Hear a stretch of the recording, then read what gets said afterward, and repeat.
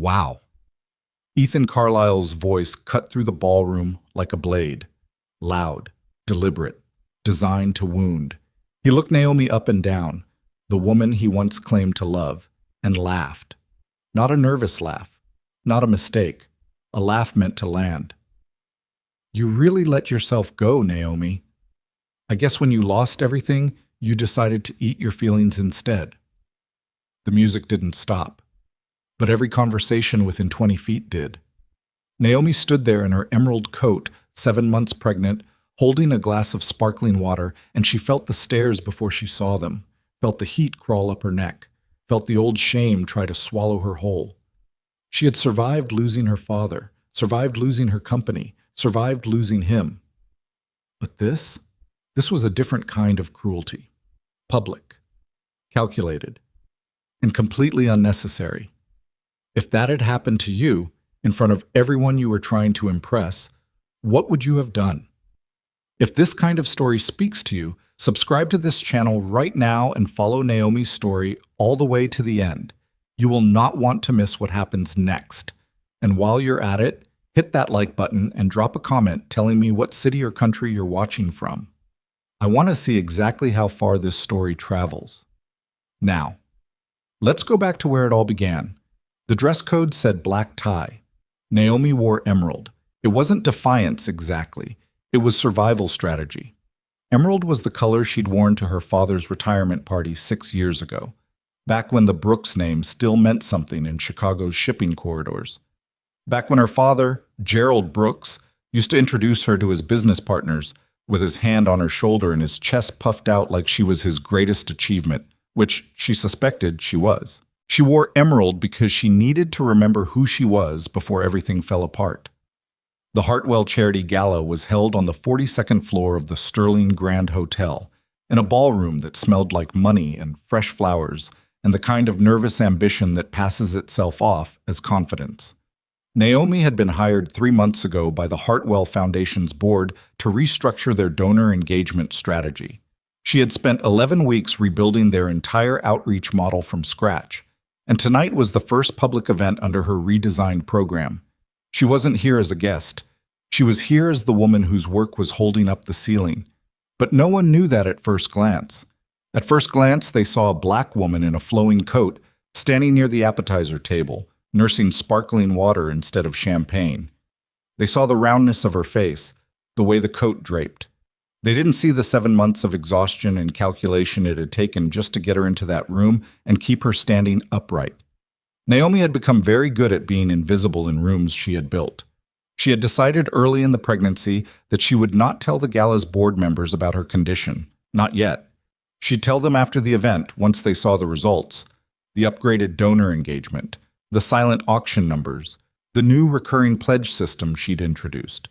She wanted to be seen as the consultant who delivered, not as the pregnant woman who might need special accommodation. She had enough to overcome without adding that conversation to the list. Chicago's nonprofit circles were generous when it suited them. They were also quietly vicious when it didn't. She was picking up a glass of water when she heard the voice. She didn't turn around immediately. The brain does this sometimes, protects you from what it already knows is coming by pretending it hasn't recognized the sound yet. She let herself have 2 full seconds of pretending. Then she turned around.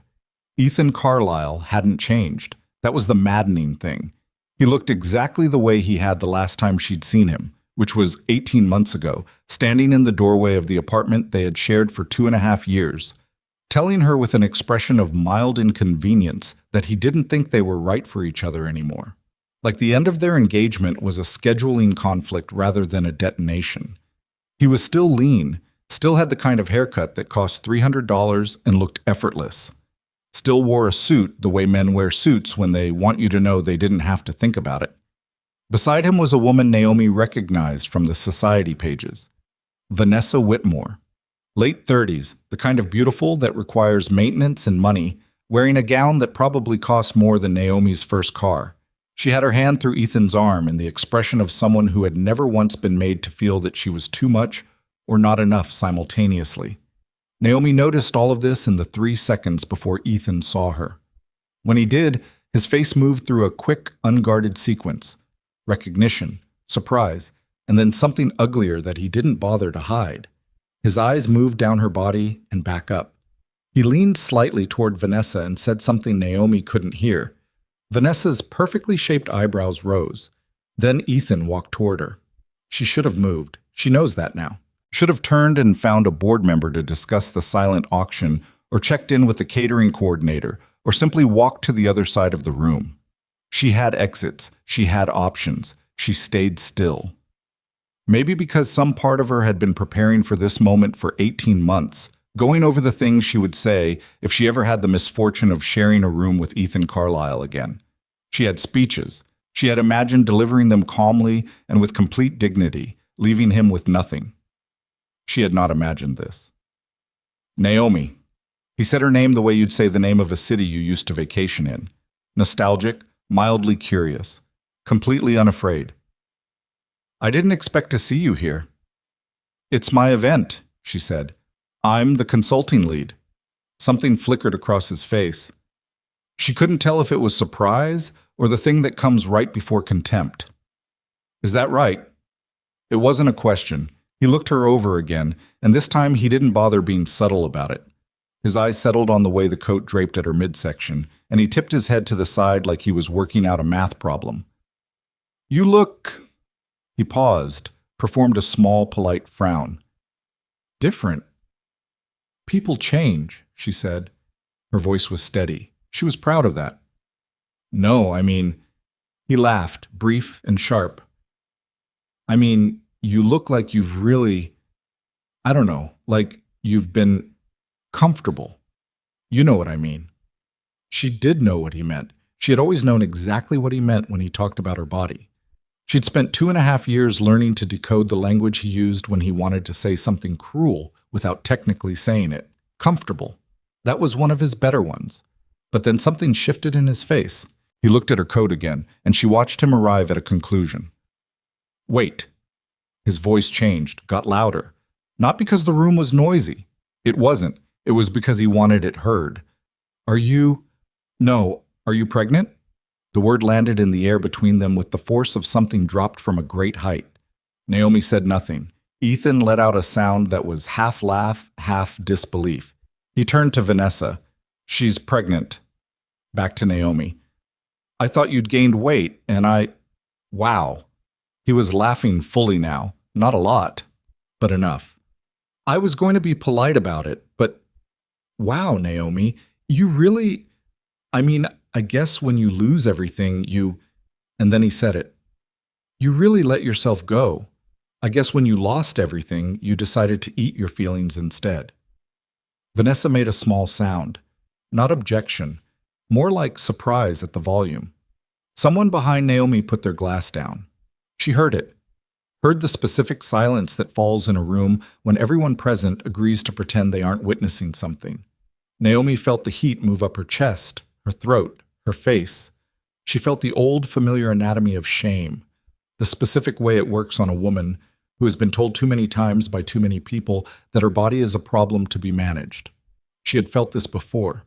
She knew its architecture by heart, the way it tries to make you smaller, the way it whispers that the cruelest thing said about you in a room full of people is probably just the truth that everyone else was too polite to say. She had spent her whole life fighting that whisper. She opened her mouth. She never got the chance to speak. The ballroom doors opened.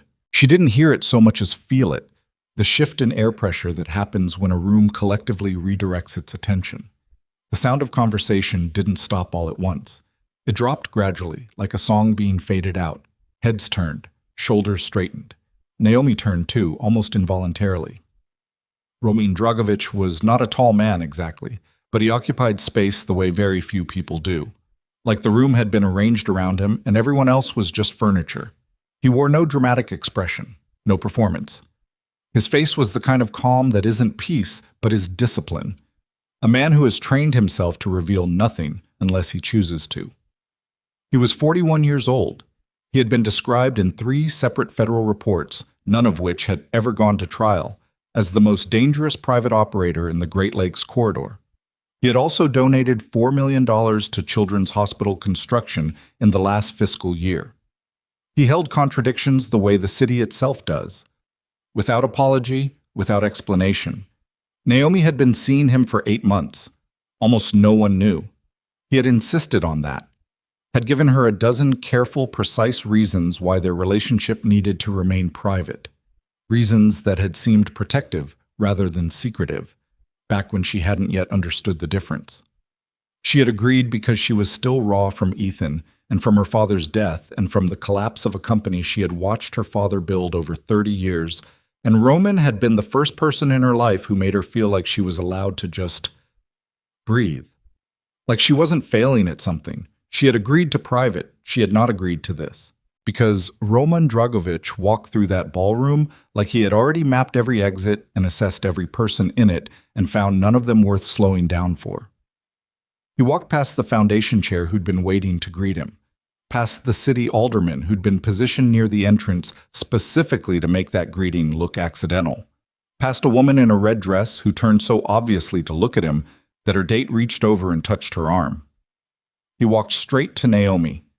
His hand settled at her waist like it had been there 1,000 times, because it had. His other hand moved, with a care that was devastating in its deliberateness, to the curve of her belly. He pressed his palm there lightly. She felt the warmth of it through the fabric of the coat.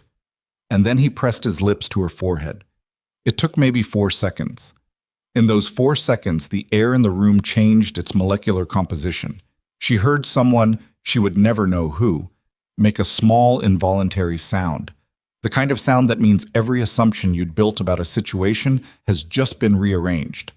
Ethan was still standing there. She could see the exact moment it hit him. His face went through several expressions in quick succession, none of them flattering.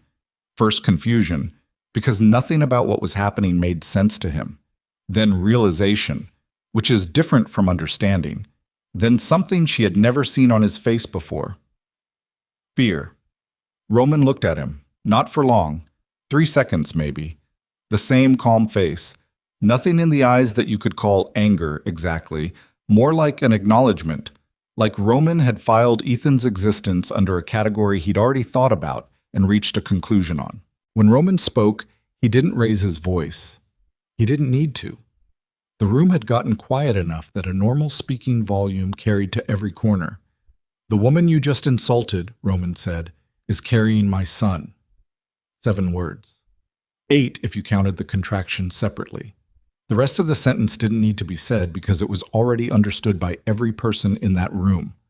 Power in Chicago is transactional and heavily indexed by reputation, and Roman Dragovic's reputation had been built across 20 years of making sure everyone in a room understood exactly where they stood in relation to him. They all understood where Ethan now stood. Ethan's mouth opened, closed. He seemed to be searching for something, a joke, a deflection, a version of himself that could survive the next 30 seconds. He found none of them. Vanessa Whitmore took 2 quiet steps backward. Not dramatic, just an instinctive repositioning away from a man who was suddenly giving off the energy of a burning building. Naomi did not say anything. She was still processing the fact that Roman had come here at all. He had not told her he was coming tonight. She had not been expecting him. She had prepared for this event as the thing she always prepared for, alone, with her own planning and her own nerve and her own carefully constructed armor. And now he was standing beside her with his hand on their unborn son like it was the most natural thing in the world, like he hadn't spent 8 months asking her to be invisible.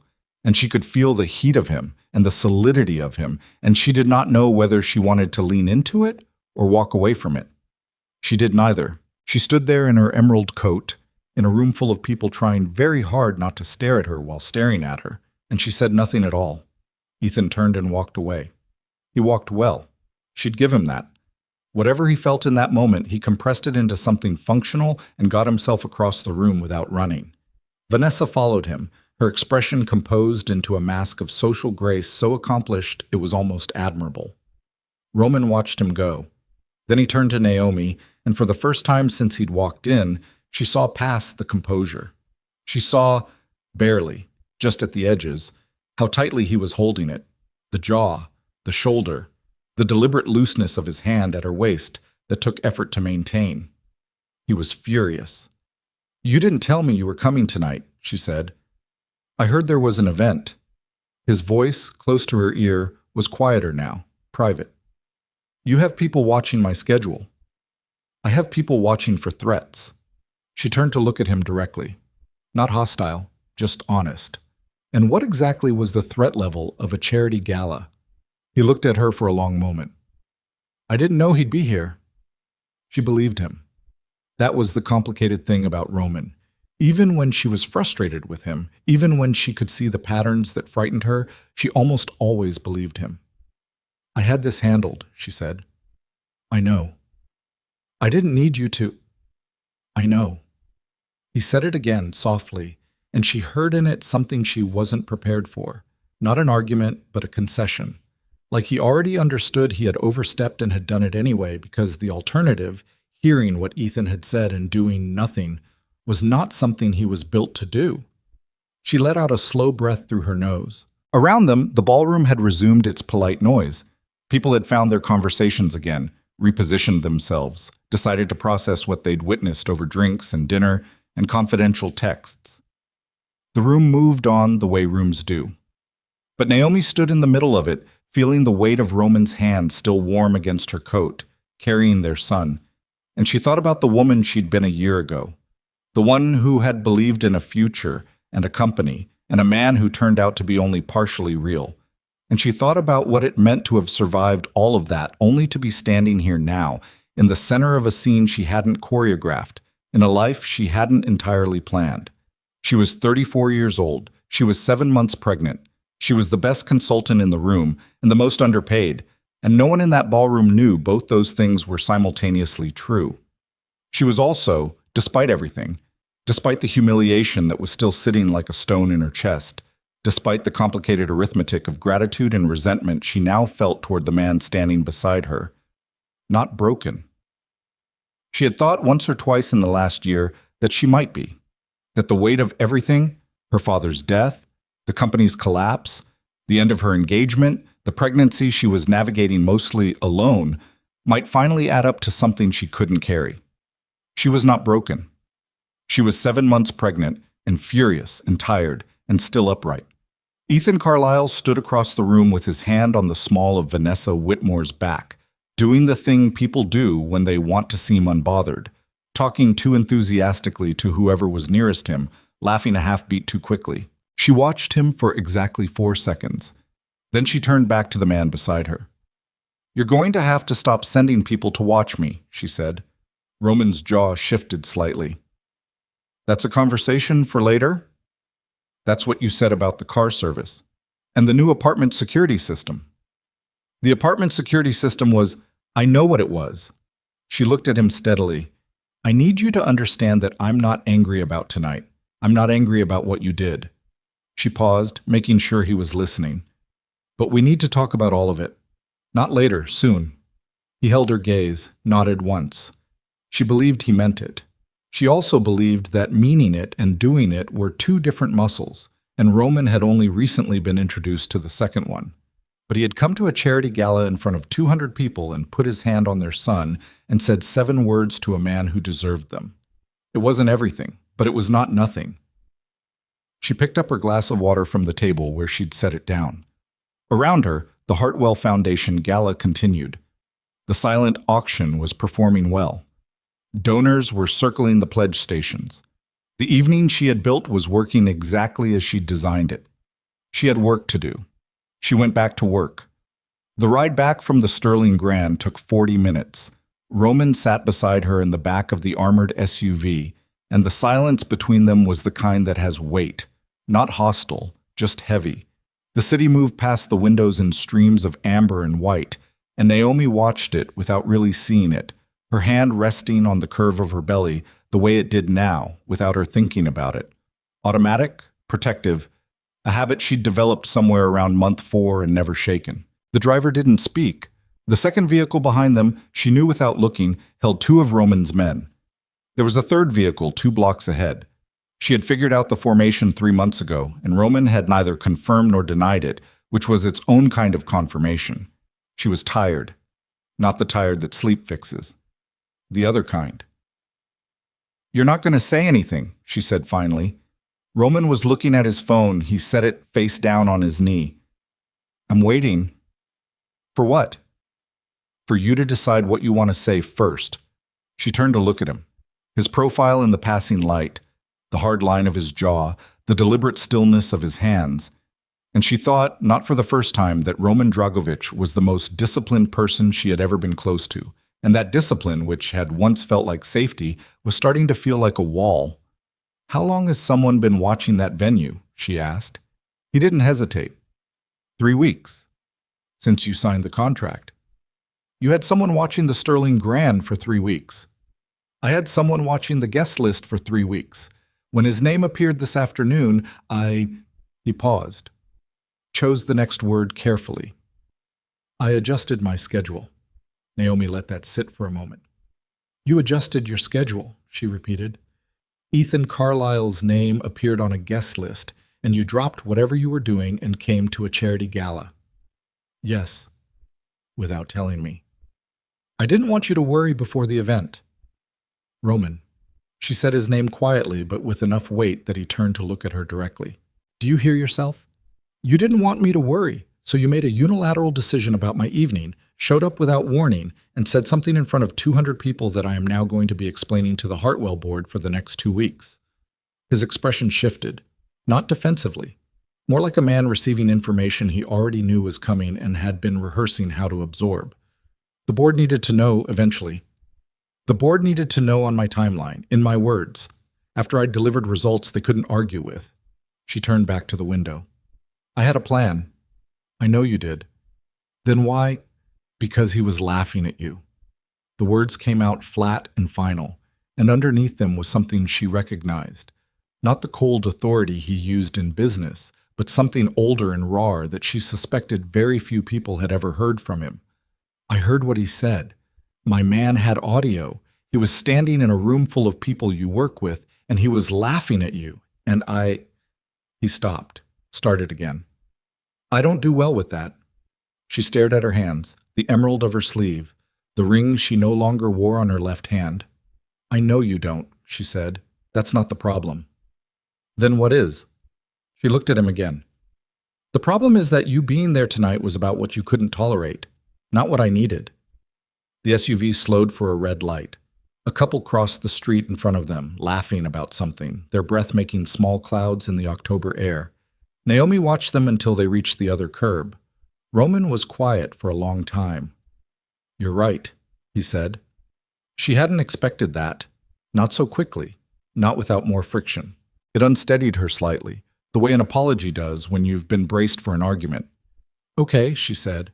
I'm not saying the rest of it wasn't real. Him saying that, I know it was real. She pressed her fingers lightly to her sternum, where the shame had been sitting since the moment Ethan opened his mouth. It was still there. I know exactly how real it was. Roman looked at her with the particular attention he gave to things he was trying to fully understand rather than just solve. Are you all right? She almost laughed. Ask me again when I've slept. She didn't sleep well. She was staying at the apartment Roman had arranged for her 6 months ago. A clean, secure space on the 14th floor of a building in Lincoln Park, chosen for sightlines and elevator protocols and proximity to Northwestern Memorial. It had a beautiful kitchen she barely used and floor-to-ceiling windows that looked out over a stretch of tree line currently stripped bare by autumn. It was a very nice cage. She had not said that to Roman. Not yet. She had filed it in the growing folder of things she needed to say to him when she had the energy to say them clearly, without the emotion getting ahead of the point. That folder had been getting thicker for about 2 months. She lay in the dark at 2 a.m. with her hand on her stomach, feeling the small, intermittent shifts of a person getting comfortable, and she thought about her father. Gerald Brooks had been a large, careful, patient man who built a logistics company from a single leased truck and 30 years of getting up earlier than everyone else. He had never once made Naomi feel like her body was a problem, had never looked at her the way Ethan looked at her, with that measuring quality, like she was a property whose value was declining. Her father had looked at her like she was the proof that he'd done something right. She missed him with the specific, dense ache that doesn't diminish so much as become familiar. You carry it differently over time. It doesn't get lighter. You just get more practiced at holding it.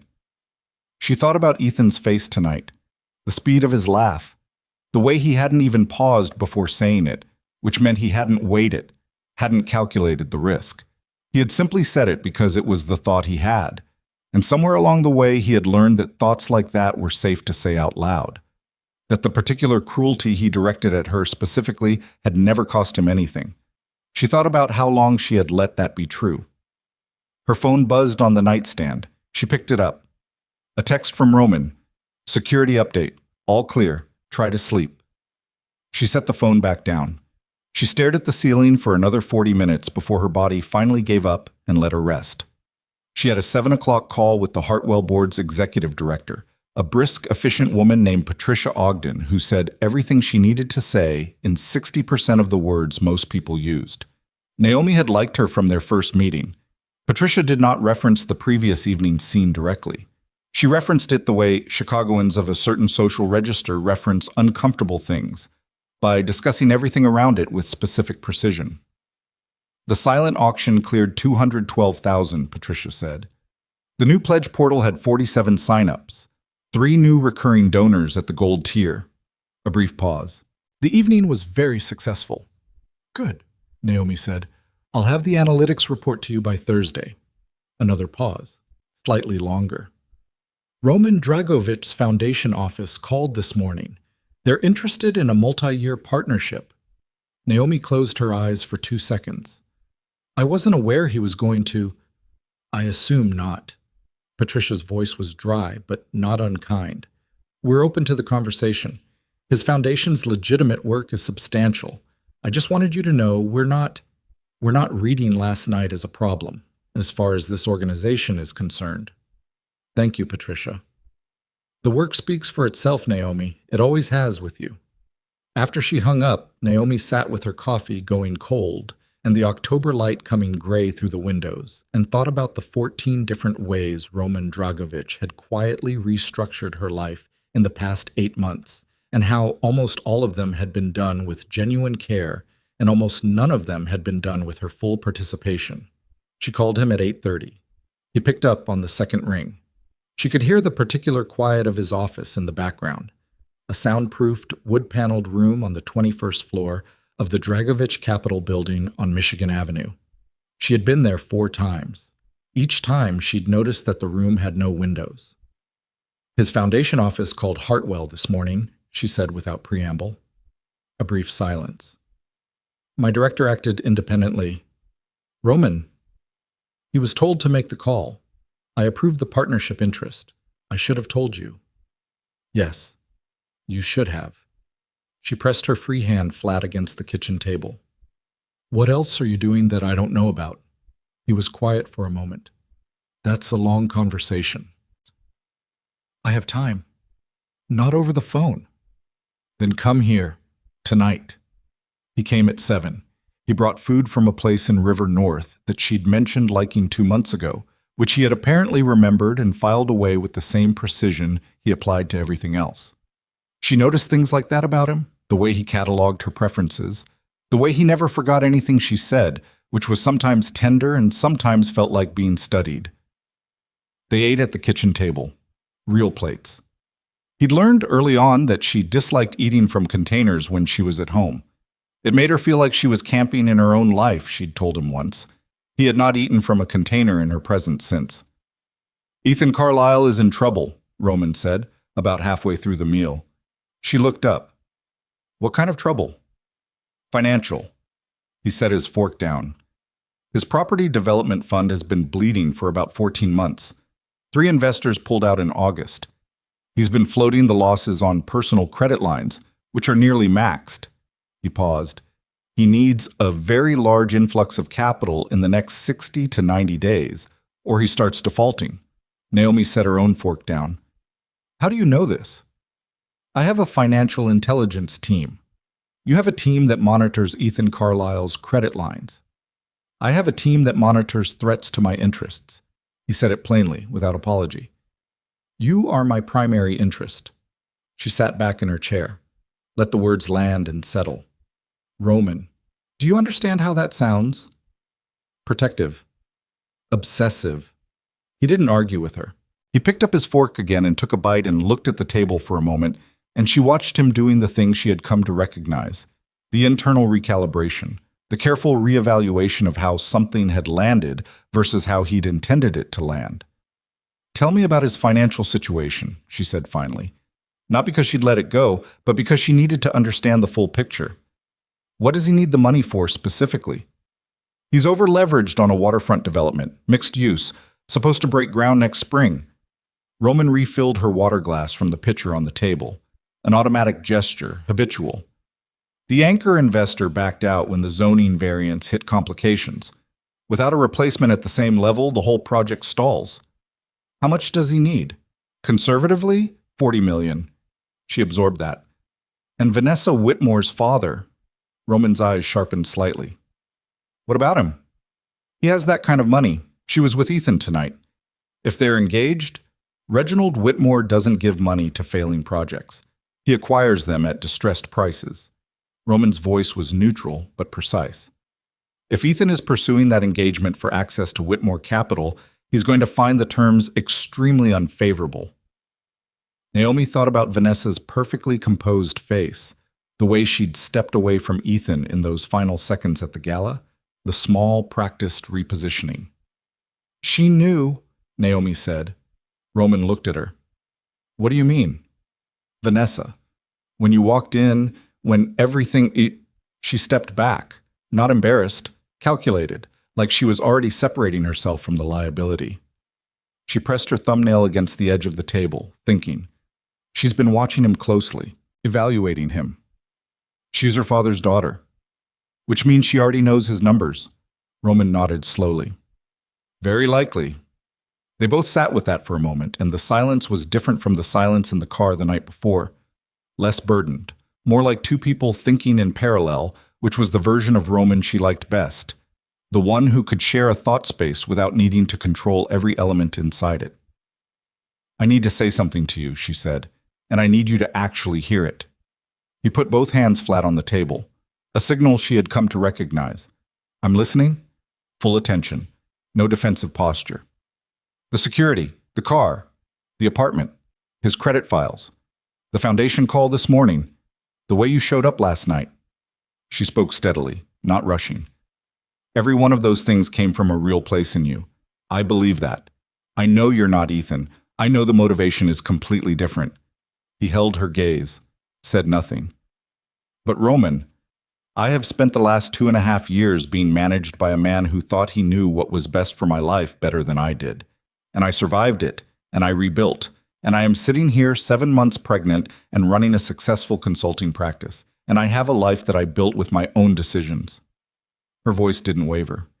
"If you love me, and I believe you do, then I need you to trust that I can participate in my own protection, in my own decisions, in my own life." The kitchen was very quiet. "I don't make decisions without you because I think you're incapable," he said. His voice was lower than usual. "I make them without you because every time I love someone and I'm not careful enough." He stopped, started differently. "My mother, she was not in the life. She was completely separate from everything I did. She didn't know the people I knew. She didn't go near any of it." He looked at the table. "It didn't matter. Someone found out who she was to me, and they used it, and she died. And I was 22 years old, and I had been so careful." His jaw tightened. "I had been so careful, and it didn't matter." Naomi had heard the outline of this before. Never the details. Never in this voice. "Roman, so now I'm careful differently." He looked up at her. "I put the wall around the person, not around myself." She reached across the table and put her hand over his. He looked at it like it surprised him, which it did every time. He was not a man accustomed to being touched with uncalculated tenderness. "I'm not going anywhere," she said. "I'm not your mother. I'm not someone who needs to be kept safe from you. I'm someone who needs to be kept safe with you." She pressed his hand lightly. "There's a difference." He turned his hand under hers, held it. They sat like that for a while. Later, after Roman had left and she was clearing the dishes and the apartment had settled into its nighttime quiet, her phone buzzed with an unknown number. She almost ignored it. She didn't know why she didn't. "Ms. Brooks." A man's voice, unhurried, slightly muffled, like he was cupping the phone. "We haven't met. I'm calling on behalf of someone you do know." Her hand tightened on the edge of the counter. "Who is this?" "Someone who thought you should understand what's being planned." A pause. "There are people who intend to use your pregnancy as a point of leverage against Roman Dragovic, specifically to pressure him into a financial concession on his waterfront holdings." She stood very still. "They believe," the voice continued, "that the existence of his child, and the public confirmation of that existence, which happened quite visibly last night, gives them something to threaten, something he can't walk away from." Her free hand moved to her stomach. Automatic. "Who is planning this?" she asked. The line went dead. She stood in her kitchen for a long time after that, the phone still in her hand, the cold settling into the room from the windows she'd forgotten to close, feeling the small movements of her son against her ribs, and thinking about how a single laugh in a ballroom had just detonated into something she hadn't seen coming, something that had her unborn child at its center, and how Ethan Carlisle, desperate, drowning, and completely without conscience, had apparently decided that the safest thing to use as a weapon was the one thing in this world that Roman Dragovic could not afford to lose. She did not call Roman that night. She needed to think first, needed to understand the shape of it before she handed it to him, because if she handed it to him half-formed and raw, he would act before she had a chance to be part of the response, and she had just spent dinner explaining to him exactly why that wasn't acceptable. So she thought. She went through everything she knew: Ethan's finances, the waterfront development, Reginald Whitmore, Vanessa's quiet evaluation at the gala, and she laid it out in her head the way she laid out donor strategy, systematically, without emotion getting ahead of the logic. And slowly, through the thinking, the shape emerged. Ethan needed money. He had Vanessa, and by extension, her father. But Reginald Whitmore wasn't a philanthropist. He was a predator with better table manners. He wouldn't fund a failing project. He'd wait for it to fail and buy the corpse. Unless Ethan came to him with something better than a distressed asset. Unless Ethan came to him with leverage over Roman Dragovic.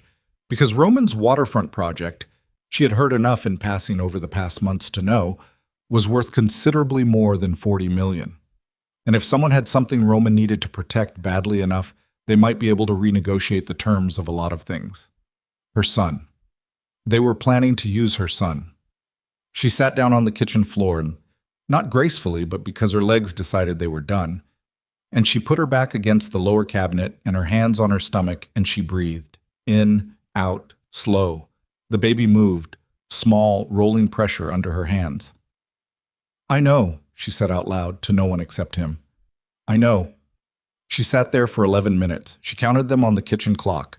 Then she got up, got her laptop, and started pulling everything she could find on Reginald Whitmore's recent acquisition activity. Because if she was going to walk into whatever was coming next, she was going to walk in knowing exactly what she was dealing with. And she was not going to let anyone, not Ethan, not Whitmore, not even Roman with all his walls and all his surveillance, make a single decision about her child's safety without her full. She worked until 2 a.m, not frantically. That was the thing about Naomi that most people misread. She didn't panic outward. She went inward, got quieter, more precise. The worse the situation, the smaller and more deliberate her movements became. Like her body understood that excess motion was a luxury she couldn't afford. She had 3 browser windows open, a legal pad covered in her own shorthand, and a cold cup of tea she kept forgetting to drink. Reginald Whitmore's acquisition history over the past 4 years was not difficult to find if you knew where to look. SEC filings, county property records, the business section of the Tribune, 2 profiles in regional finance publications that painted him as a visionary while carefully not examining the timing of his purchases relative to the distress of the sellers. The pattern was clean, almost elegant in the way that predatory things sometimes are. Whitmore didn't create opportunities. He waited for them. He had a particular interest in waterfront-adjacent commercial real estate. 3 acquisitions in the past 6 years, all purchased from developers who had run into financing problems at critical junctures. In 2 of those cases, the financing problems had appeared suddenly, after periods of apparent stability. In one case, a former business partner of the distressed developer had later filed a civil complaint alleging deliberate interference with investor relationships. The complaint had been settled quietly. The terms were sealed. Naomi sat back and looked at what she'd written on the legal pad. Whitmore didn't wait for projects to fail. He helped them along. She thought about Ethan's investors pulling out in August, 3 of them simultaneously, after 14 months of slow bleeding. She thought about the specificity of that, not a gradual erosion, but a coordinated exit, the kind of thing that happens when someone has spoken to each investor privately and given them a compelling reason to move at the same time. She thought about when Ethan and Vanessa had gotten together. She pulled up the society pages on her laptop and went back 8 months. The first photo she found of them together was at a Lakeshore Drive fundraiser in February. Smiling, his hand at her back, her expression unreadable to anyone who wasn't looking carefully, and Naomi was looking carefully. February. 6 months before his investors walked in August. She wrote that on the legal pad and stared at it. Then she closed the laptop, turned off the kitchen light, and went to bed. Not because she was done thinking, but because she had enough and her son needed her to sleep, and she had learned in the last 7 months that there were things she could push through and things she couldn't, and her body had gotten very direct about telling her which was which. She slept 4 hours. Dreamless. She called Roman at 6:45 before he would have left for his office, which she knew because she had spent enough mornings in the past 8 months paying attention to his rhythms the way you pay attention to the rhythms of someone who matters. He picked up immediately. "Are you all right?" "I'm fine.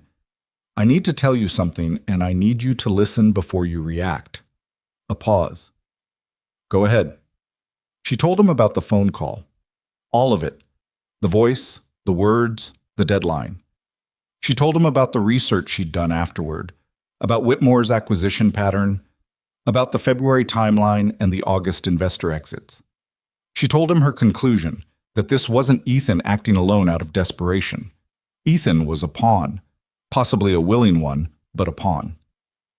The architect was Reginald Whitmore, who had identified Roman's waterfront project as a target and built a play around it that included his own daughter's engagement to a man he fully intended to let drown. She said all of this in 7 minutes, speaking steadily, while the gray morning light came through her bedroom window and the city started its noise below. When she finished, Roman was quiet for 4 seconds. She counted them. "You should have called me last night," he said. His voice was controlled. Carefully controlled, which was more alarming than if he'd shouted. "I needed to understand it first." "Naomi." "Roman." She kept her voice even. "I am telling you now. I am telling you everything I know, in order, with the research to back it. I am bringing you into this as a partner." She paused. "That is what I asked you to let me do. So let me do it." Another silence. Longer. "All right," he said. "I want to meet today. Not a phone call. I want to sit down with whatever your people have on Whitmore and cross-reference it with what I found. I'll arrange it. At a neutral location, not your office." He didn't push back on that. "I know a place." They met at 11 at a private dining room above a members club in the West Loop, the kind of place that didn't have a visible sign outside and required a key card to access the elevator. Roman was already there when she arrived, seated at a rectangular table with 2 men she hadn't met before. He introduced them only by first names, Dario and Lev. Dario was compact and gray-haired with the specific alertness of someone who had spent years in rooms where inattention had consequences. Lev was younger, quiet, and had a laptop open in front of him that he angled slightly away from her before she'd fully sat down. She noticed the angling. She filed it. "What I have on Whitmore," Roman said, without preamble, "goes back further than February." He nodded to Lev, who turned the laptop to face her. What she saw on the screen took her a moment to process. It was a transaction record. A series of them. Private equity movements, anonymous on the surface, that Lev had apparently tracked through a chain of holding companies to a source that resolved, eventually, to a Whitmore family trust. The transactions were dated. The earliest one was 13 months ago, and it was a transfer, not to Ethan's fund, but away from it. A structured withdrawal from one of Ethan's primary investment vehicles, routed through 2 shell entities before disappearing into a Whitmore-adjacent account. 13 months ago, 4 months before the official investor exodus. "He was pulling money out before the collapse," Naomi said. Not a question. "He was engineering the collapse," Dario said. His voice was quiet and entirely without drama. The February timeline is when Vanessa made contact with Carlisle publicly. The actual operational start was about 9 months earlier. Whitmore identified Carlisle's fund as a viable pressure point, close enough to Dragovic's waterfront interest to be useful, desperate enough to be manipulable. And he began a slow extraction that would look, from the outside, like natural market movement.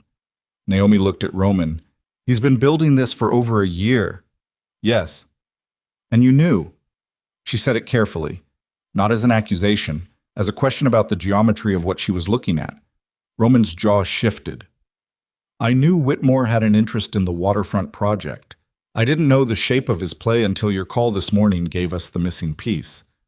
The pregnancy. Your phone call last night tells us he's ready to move. He has the leverage he wanted, public confirmation that you carry my child, and he has Carlisle desperate enough to be the face of the threat. He looked at her directly. He'll make contact soon, within days. Naomi sat with that for a moment, feeling the specific cold of understanding something fully that you'd rather have remained partial. There's something else, Lev said. He hadn't spoken until now. His accent was faint, Eastern European, and his delivery was the same as Dario's. Stripped of inflection, like information was cleaner without it. He looked at Roman, not at her, and something passed between them. Tell her, Roman said. Lev reached into a folder beside the laptop and produced a single printed page. He placed it on the table in front of her. She looked at it. It was a photograph. Security camera footage, slightly grainy, time-stamped 6 weeks ago. A coffee shop she recognized.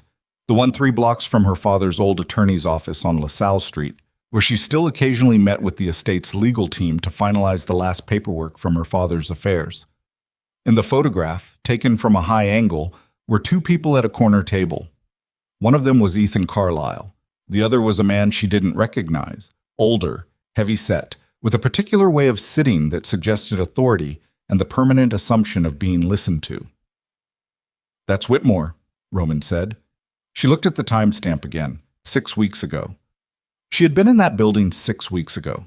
She had walked past that coffee shop on the way in and on the way out. They were meeting while I was in the attorney's office, she said. Yes. Did they know I'd be there? Roman's expression answered before he spoke. We don't know. Naomi put the photograph down on the table. She placed it precisely, squarely, the way you put something down when you're trying not to let your hands show what your nervous system is doing. So it's possible, she said, that they've been watching me too. It's possible, Dario said. She looked at Roman.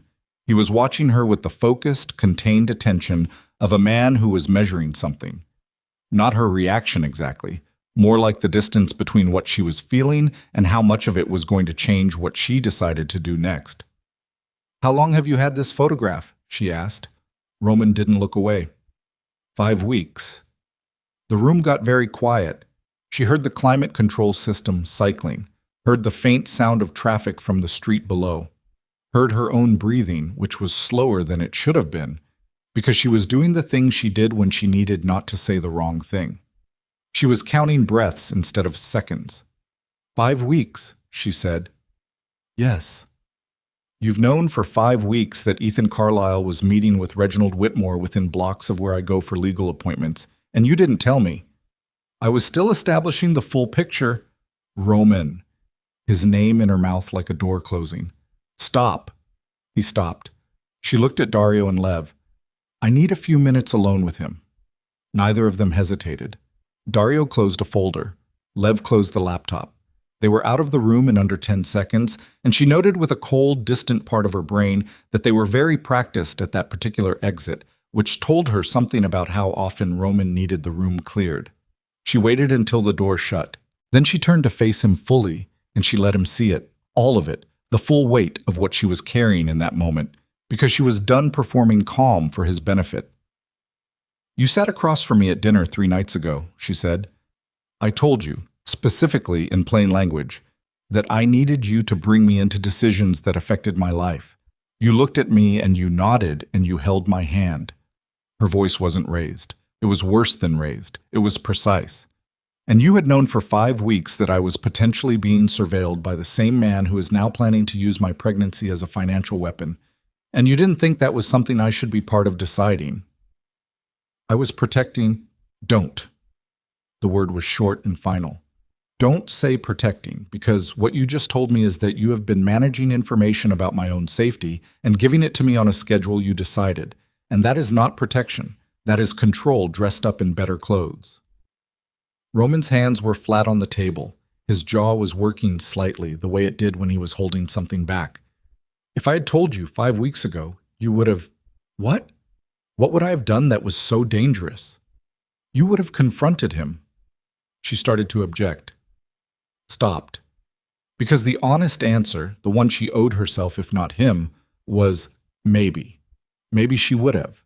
She had a history of walking toward things she should have walked away from when she was angry enough and right enough to believe she could handle them alone. Maybe, she said, but that would have been my mistake to make. Not with my son. Your son is also my son. Her voice broke on the last word. Just slightly. Not from weakness, but from the sheer accumulated weight of saying it out loud in this particular context, to this particular man, in this moment. I have been carrying him for 7 months. I have been managing my health and my work and my grief and my fear for 7 months. Mostly without you in the room, because you asked me to be discreet about our relationship, and I respected that. And now you're telling me that while I was doing all of that, you were running a parallel operation about threats to my safety and keeping the results from me because you didn't trust me to handle the information. Roman was very still. I trusted you, she said. That is not a small thing for me right now, after Ethan, after my father, after everything. I made a decision to trust you, and you have been… She stopped, pressed her lips together, started again. You have been maintaining a version of me in your head that is fragile and needs to be managed, and I need you to understand that woman does not exist. She has never existed, and if you keep treating me like she does, you're going to lose me. Not to Whitmore, not to Ethan, to yourself. The silence after that was different from any silence they had shared before. It had a different density, like something had been said that could not be unsaid, and both of them were sitting in the new geography of it, figuring out where the solid ground was. Roman looked at the table. His hands, still flat on the surface, had gone white at the knuckle. When he finally spoke, his voice was different. Not the controlled, even authority she was used to, something underneath that. Something that sounded to her ear like a man who was genuinely frightened of something other than an external threat for the first time in a long time. I don't know how to do this differently, he said. I know that's not an answer.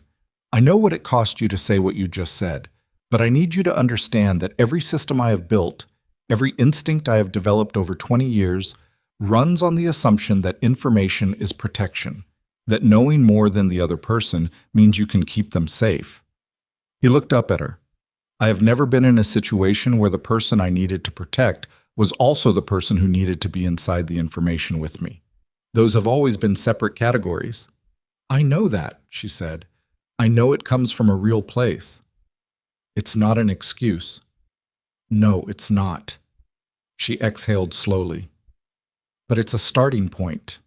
He looked at her for a long moment. What do you want to do? About Whitmore? About all of it. Together.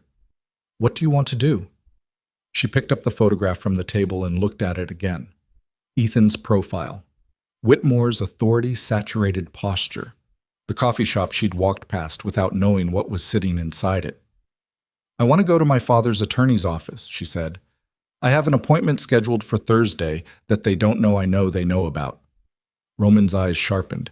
You think they'll have someone there? I think Whitmore is precise. I think he likes information, and I think if they've been watching my schedule once, Thursday's appointment is exactly the kind of thing they'd want to observe. She set the photograph down. I want to go anyway. I want to hear whatever they're saying when they think I don't know I'm being watched. That's not safe, I know, but it's how we find out the actual plan instead of theorizing about it. She looked at him steadily. And I want your people close but not visible. And I want to be the one who decides in the moment whether to engage or withdraw. Not them, not you, me. He was quiet for a long moment. She watched him work against every instinct he had. All right, he said. She nodded, picked up her bag, stood. Roman. She paused at the edge of the table. The next time you have information that affects me, you tell me within 24 hours. That's not a request. Understood. She walked to the door, stopped with her hand on the frame. And for what it's worth, what you said about not knowing how to do this differently, that's the most honest thing you've said to me in weeks. She didn't look back. I can work with honest. She left. Thursday came cold and steel gray, the kind of Chicago October morning that smells like iron and means it. Naomi wore a charcoal wrap coat and low heels and her hair back, and she took the car service rather than Roman's armored SUV because she wanted to look like a woman running a routine errand, not a woman who knew she was walking into something. She arrived at the building on LaSalle Street at 10:45 for an 11 o'clock appointment. The lobby was marble and brass, the elevator was slow, and the law offices of Ketterman and Associates occupied the entire 9th floor in the particular dignified quietude of firms that don't need to advertise. She signed in at the reception desk and sat in one of the leather chairs in the waiting area, picked up a magazine she did not read.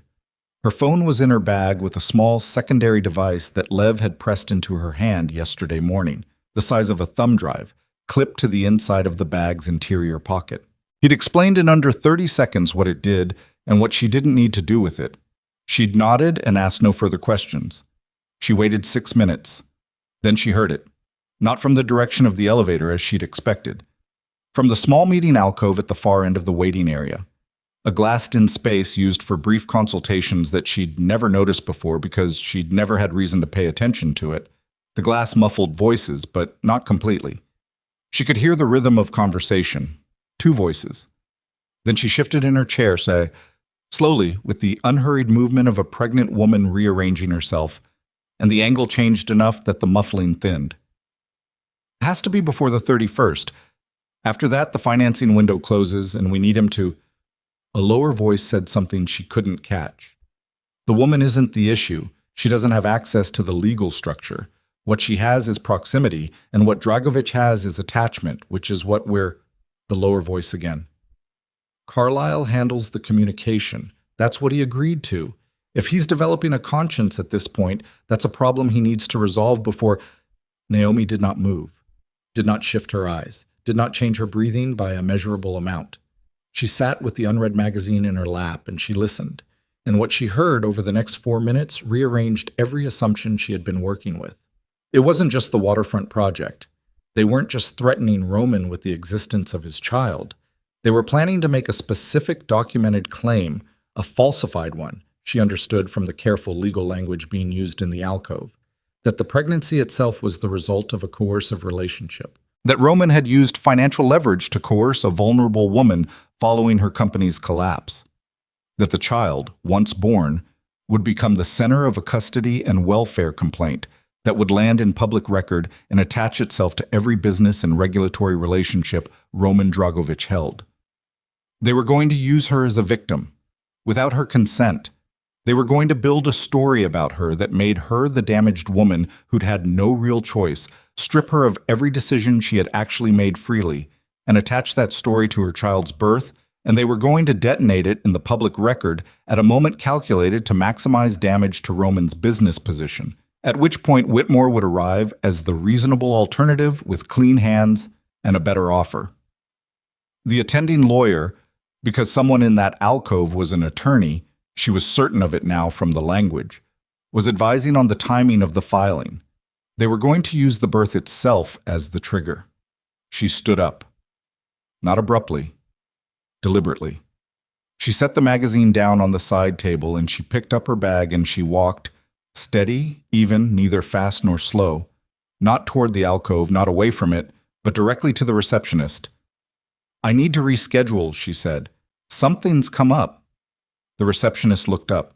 "Of course, Ms. Brooks. Should I—" "I'll call," Naomi said. She walked to the elevator, pressed the button, watched the numbers descend. Her hands were completely still. Inside, something had gone cold and very clear, the way a room goes clear when you turn on a light in the dark and finally see exactly what was in it all along. And she thought about the woman they had decided she was vulnerable, coerced, without real agency. And she thought about what it was going to take to prove to a courtroom and a public record and every newspaper in this city that she was something else entirely. She thought about her father, who had built something real and watched it be taken from him and did not survive it. She thought about her son, who was moving right now under her ribs, steady and indifferent to everything happening above him, doing the only thing he knew how to do, which was grow. The elevator arrived. She stepped in. The doors closed behind her, and in the mirrored interior she looked at her own face for a long moment. Composed, clear-eyed, and completely done being the woman other people decided she called Roman from the lobby. Not from the sidewalk, not from the car. From the marble lobby of the building on LaSalle Street, standing 6 feet from the security desk, with her back to the wall and her voice low and her eyes on the elevator bank, because she needed 30 seconds of controlled space before the October air hit her, and the adrenaline that had been sitting cold and contained in her chest since she walked out of that waiting room decided to become something else. He picked up on the first ring. "I need you to listen," she said. "Oh, all of it before you say anything." "Go ahead," she told him. Standing in the lobby, watching 2 lawyers in dark coats cross toward the revolving door, she relayed everything she had heard in 4 minutes of muffled conversation in a glass alcove on the 9th floor of a building that had her father's legal legacy in its filing cabinets. She told him about the falsified coercion narrative. She told him about the custody complaint. She told him about the birth as the trigger. She told him they were going to use the day his son came into the world to take apart everything he had built. When she finished, the silence on the line lasted 3 seconds. "Get in the car," Roman said. His voice was not loud. It was not the voice of a man who had lost control. It was something more dangerous than that.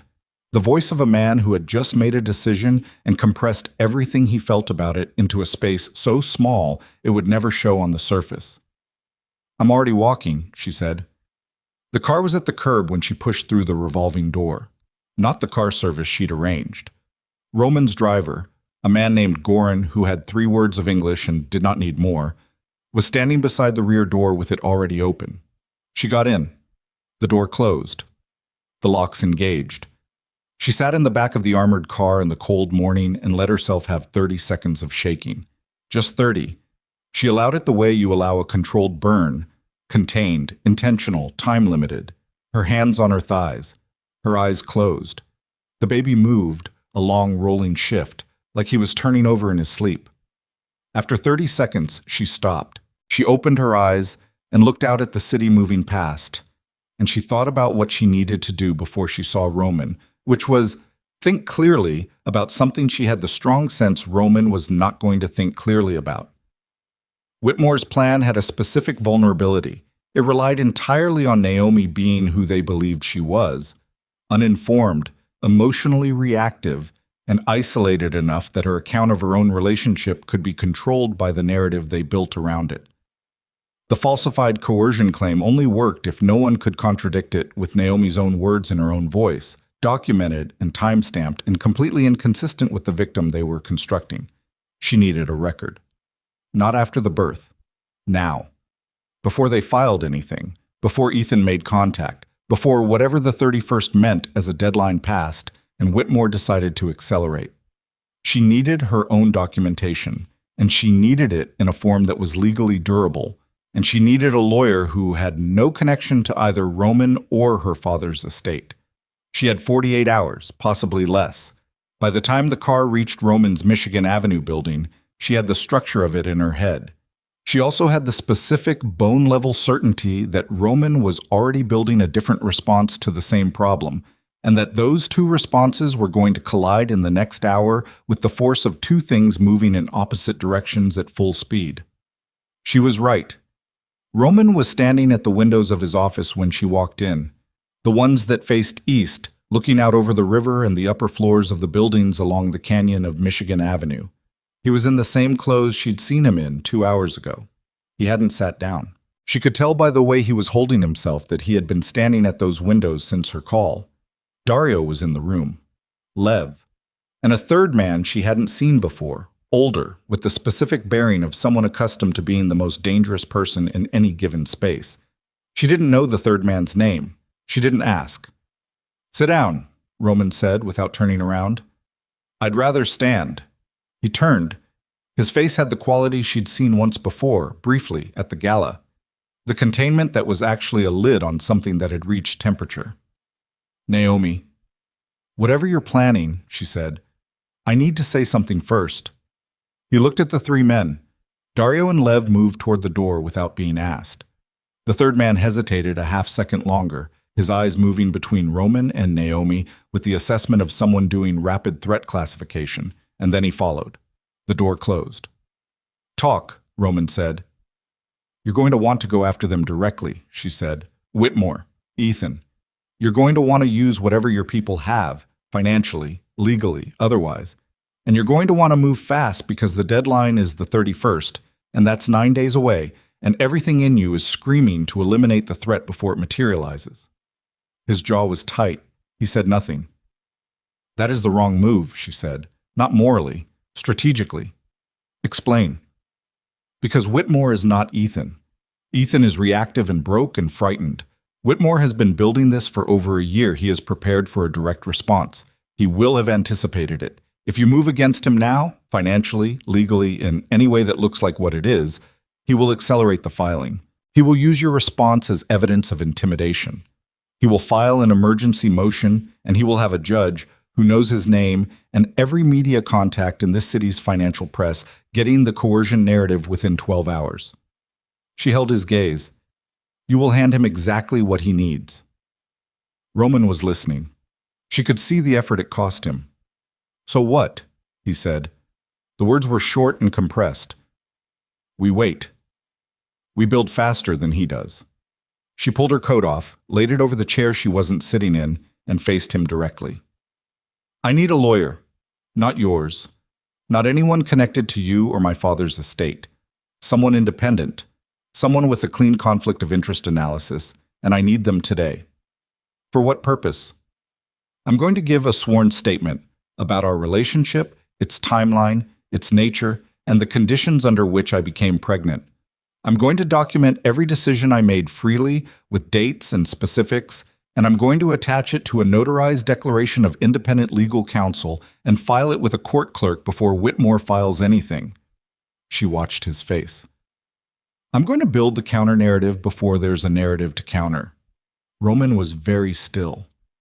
If I have a sworn statement in the public record that directly contradicts the coercion claim, my words, my timeline, my account, he has nothing. He can still file. He can still spend money on it. But the first thing any journalist, any judge, any investor of yours sees when they search our names is my statement, not his story. She pressed her fingertips briefly to the desk between them. He's building a story about a woman with no voice. I'm going to be the loudest thing in the room. Roman looked at her for a long moment. The window behind him was pale gray morning, the river dark, the city doing its indifferent urban commerce 21 floors below. He'll know, Roman said. When you file, he'll know you were in that building. He'll know you heard.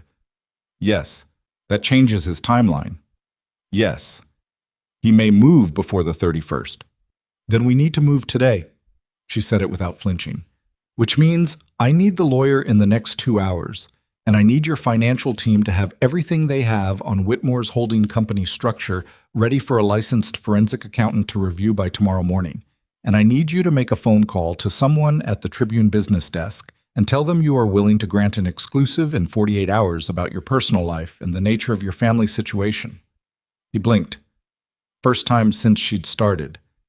You want me to go to the press. I want you to make him afraid you're going to go to the press. There's a difference. She pulled out her phone. He spent a year building a story in the dark. We are going to open every window in the room before he's ready for the light. He will either accelerate and make mistakes, or he will hesitate and give us time. Roman walked away from the windows. Not away from her. Away from the window, toward the center of the room, which she had learned was what he did when he was moving from feeling into planning. He paced 3 steps, turned, 3 steps back. The lawyer, he said. I know someone. A woman in Evanston. No connection to me or your father. Civil litigation.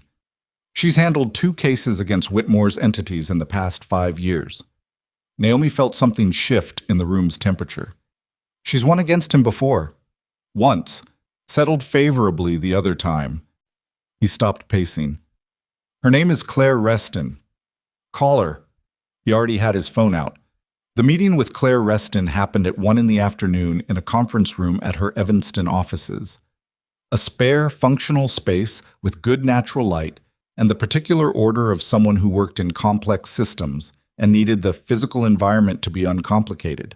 Claire herself was 53, with short silver hair and reading glasses she used constantly, and the unhurried directness of someone who had spent 3 decades in rooms where losing was not abstract.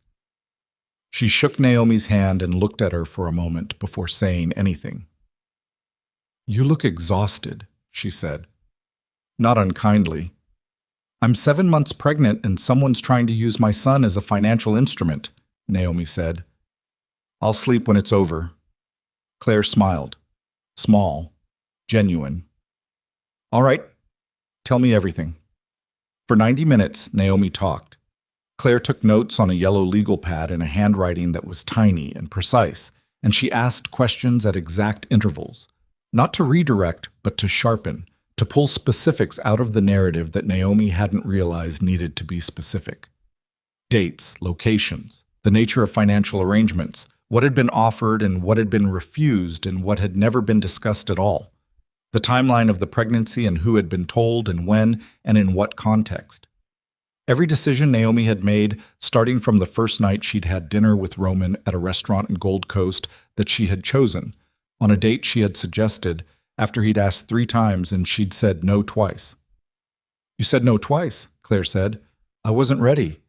I was still in the middle of the estate process, and I didn't trust myself yet." "And the 3rd time?"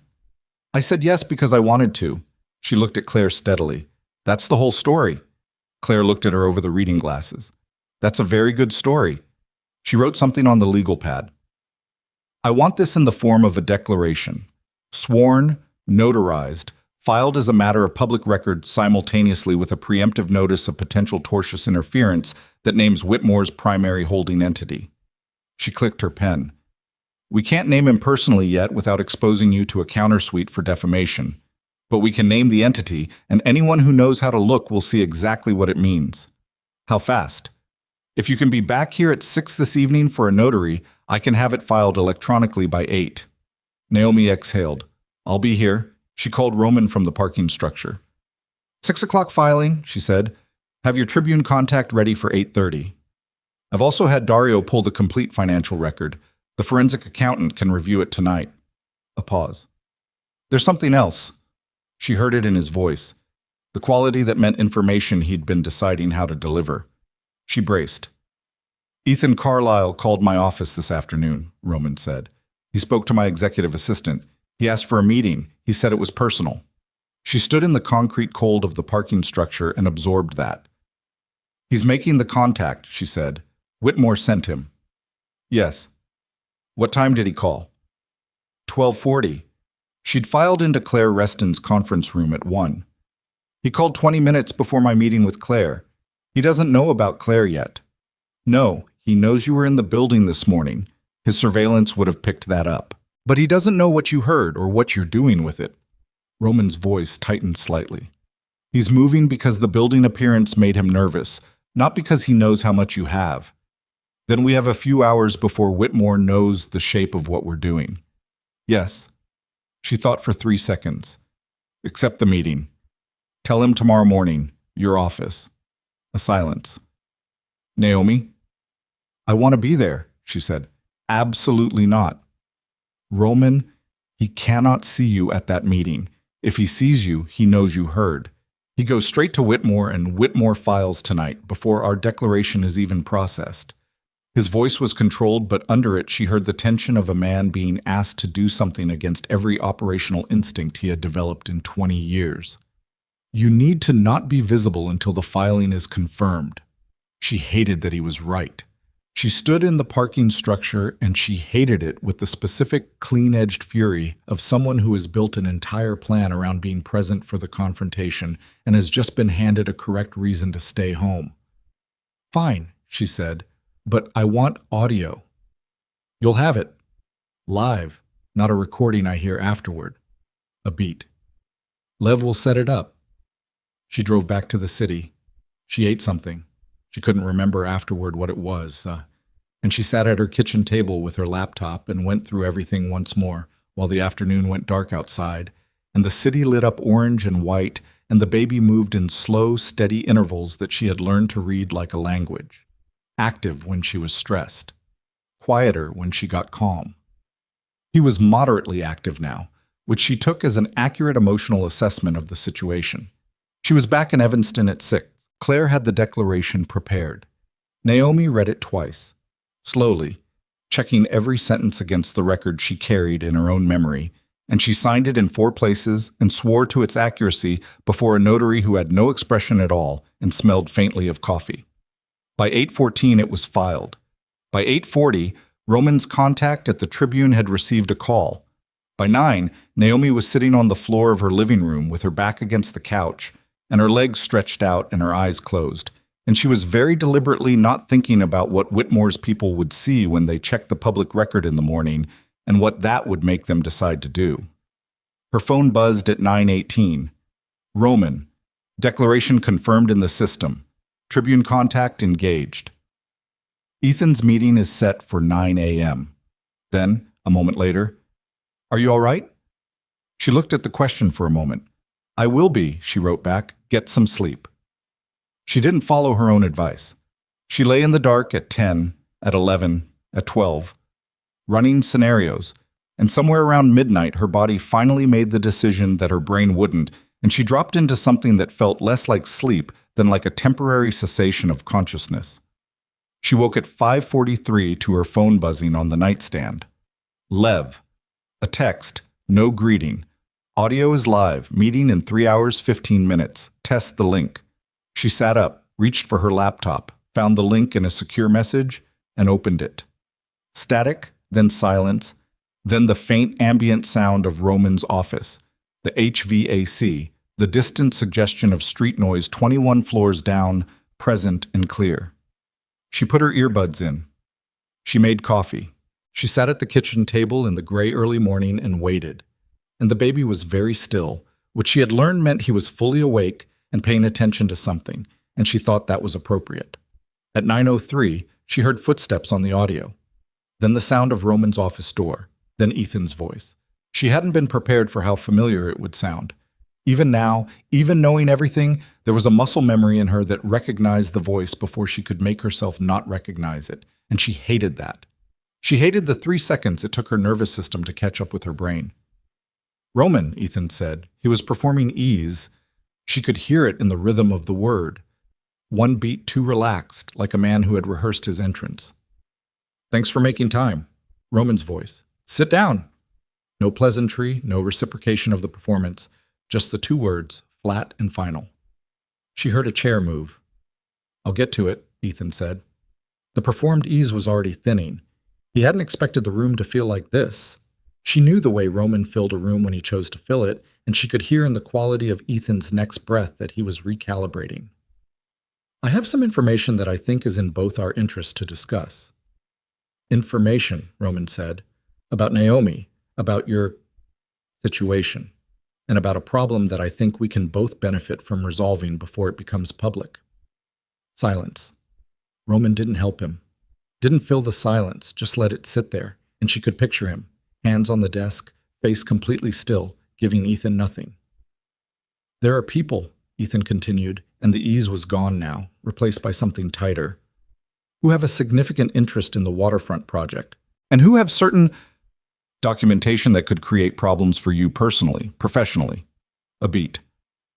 "Regarding the circumstances of your relationship with Naomi," Roman said, "what kind of documentation?" "A legal filing, civil, alleging that the relationship was that there was a power imbalance, given the timing, given her company's situation when you became involved." Another silence. Longer. When Roman spoke again, his voice had a quality she had never heard before. Not cold, not controlled, but absolutely and completely quiet in the way of something that has decided it is finished, pretending to be smaller than it is. "Let me tell you what I know. Roman said. And Naomi leaned forward over her laptop, her coffee forgotten, her hands around the edges of the table, and she listened to Roman Dragovic begin to, "Let me tell you what I know," Roman said. Naomi heard it through the earbuds, that particular silence before Roman continued, the kind that has mass, the kind that makes the person on the other side of it understand that the ground beneath them has already shifted and they simply haven't looked down yet. I know that Reginald Whitmore identified my waterfront project as a target approximately 14 months ago, Roman said. I know that his first operational move was a structured withdrawal from your primary investment vehicle, routed through 2 shell entities in Delaware and 1 in the Caymans. That triggered the cascade your other investors interpreted as organic market signal. A pause. I know that Vanessa Whitmore made contact with you in February, 4 months after her father had already begun dismantling your fund. I know the engagement was a mechanism, not a relationship, and I suspect you understood that by April, but needed the access badly enough to stay in it. The silence on the audio was total. Naomi pressed the earbuds in tighter. She was not breathing evenly. She made herself breathe. I know about the meeting at the coffee shop on LaSalle. October 3rd, 11:47 in the morning. I have the security footage and I have the transcript. Roman's voice remained completely level throughout all of this, which was more frightening than anger would have been. I know the filing they're planning, what it alleges, and the specific legal language they intended to use. And I know the deadline was the 31st, which means you have 9 days left in the arrangement, and you came here this morning because something changed and you needed to read the room. Another silence. Longer. Then Ethan's voice, and it sounded nothing like it had at the beginning of the meeting. The performance was gone. What was left was something rawer and less composed, the voice of a man who had walked into a room expecting a negotiation and found a verdict. How long have you known? Ethan asked. Long enough. Then why? He stopped, started differently. Why the meeting? Why let me come in here and say it? Because I wanted to hear which version you'd tell, Roman said. Whether you'd lead with the threat or try to frame it as a warning. Whether you'd mention Naomi by name or keep her abstract. Whether you still had enough of whatever you used to be ashamed of what you were about to do. A long beat. Which version did I tell? Ethan asked. His voice had gone quiet. You led with the threat, Roman said. You kept her name out of it for exactly 1 sentence before you needed it. And you don't look ashamed. You look like a man who's been out of options for so long that options themselves have started to seem like someone else's problem. Naomi heard the sound of a chair moving. Ethan shifting. She could picture him, the particular way he held his shoulders when he was trying to look more settled than he was. A thing she had watched him do in board meetings and dinner parties, and one very memorable argument in their kitchen when the company first started bleeding and she'd asked him to explain the withdrawal he'd made from their joint account. What happens now? Ethan said. Now, Roman said, you're going to listen to me for approximately 4 minutes, and then you're going to make a decision, and whatever you decide, you're going to live with it. Naomi set her coffee cup down very carefully. Yesterday evening, Roman said, Naomi filed a sworn declaration in the Cook County Civil Record. It documents, in her own words, every material fact about our relationship, the timeline, the nature, every decision she made independently, and why. It names the entity behind the planned filing and describes the intended mechanism of tortious interference with sufficient specificity that any attorney Whitmore retains will immediately understand that the coercion narrative is not only false, but demonstrably, publicly, and permanently contradicted before it was ever filed. Another pause. This morning, a journalist at the Tribune business desk received a call confirming an exclusive interview with me regarding my personal life and family situation. That interview is scheduled for this afternoon. Whatever story Whitmore intended to tell about Naomi and this child, it will be answered, in her voice, in my voice, and in public record, before his filing clears a clerk's desk. She heard Ethan exhale, a long, unsteady sound. Additionally, Roman continued, my forensic accounting team has prepared a complete analysis of the capital movement that preceded your fund's collapse. 14 months of structured withdrawal, the shell entity chain, the timing relative to Whitmore's acquisition of distressed waterfront-adjacent assets in prior years. It is sufficient for a civil suit alleging deliberate interference with your investment vehicle and conspiracy to manipulate real estate financing against Whitmore. Not you. A silence. Not me, Ethan repeated. You were a mechanism, Roman said. Whitmore built the play. You were the part that was supposed to be the face of the threat, visible enough to seem real, desperate enough to be controllable, connected to Naomi in a way that gave it personal weight. He paused. You were used. That doesn't absolve you, but it does mean that you are significantly less interesting to me as a legal target than the man who spent over a year engineering the destruction of your fund so he could use your desperation to get to mine. Naomi heard Ethan's breathing, slightly elevated, the sound of someone who has been holding a great deal of tension and has just been told that the specific version of the worst outcome they were braced for may not be the one arriving. What do you want from me? Ethan asked. Documentation, Roman said. Everything Whitmore told you, every meeting, every instruction, every promise he made about what you'd get out of it, texts, emails, whatever you have on your phone right now in this room. An assigned statement to my attorney within 24 hours confirming the structure of the arrangement as you understood it. And in exchange, the civil suit names Whitmore and his entities and does not name you. Your fund's collapse gets attributed in the documentation we provide to the Tribune journalist to deliberate external interference, which is the truth. Roman's voice did not soften exactly, but it settled into something slightly less absolute. You still lose the waterfront project. You still lose the engagement. You still lose the reputation you have in this city, because what you agreed to do, what you came in here this morning to do, will follow you regardless of what I put in a legal document. I can't fix that for you. I'm not trying to. Silence. But you walked in here to threaten a pregnant woman and her child as a negotiating chip, Roman said, and for the first time the control slipped a fraction. Not into anger exactly, but into something cold and entirely real underneath all the precision. You knew who she was. You knew what she'd been through. You knew what she survived after what you did to her and her father, and you came in here to use her again. So what I'm offering you is not generosity. It's utility. You're useful to me as a witness against Whitmore. That is the only transaction on the table. A very long silence. When Ethan spoke, his voice had lost the last of its register. No performance, no negotiation posture, just the sound of a man who was very tired and had been for a long time. I have texts, he said, from Whitmore's personal number, 11 of them. The last one was yesterday afternoon. Send them to this number, Roman said, and Naomi heard the sound of something being slid across the desk. She heard Ethan pick it up. She heard the faint tapping of a phone screen. Done, Ethan said. A pause. Is there anything else in your possession that documents the arrangement? A handwritten note from a meeting in September. I kept it. I don't know why I kept it. Photograph it and send it to the same number. More tapping, then quiet. Ethan, Roman's voice. She had heard him say many things in many tones across 8 months. This was something she hadn't heard before. Not warm, not hard, but something flatter and more final than either. I'm going to tell you something that has nothing to do with the legal situation. She heard no response, assumed Ethan was listening. She doesn't think about you, Roman said. I want you to understand that. Whatever you've told yourself about what you meant to her, whatever position you've given yourself in the story of her life, she is building something real. She built it while she was grieving and broke and pregnant, and she built it alone. And she did not need you to be the villain in it to do that. You were simply absent. A pause. Which is the most accurate thing I can say about you. She heard a chair push back.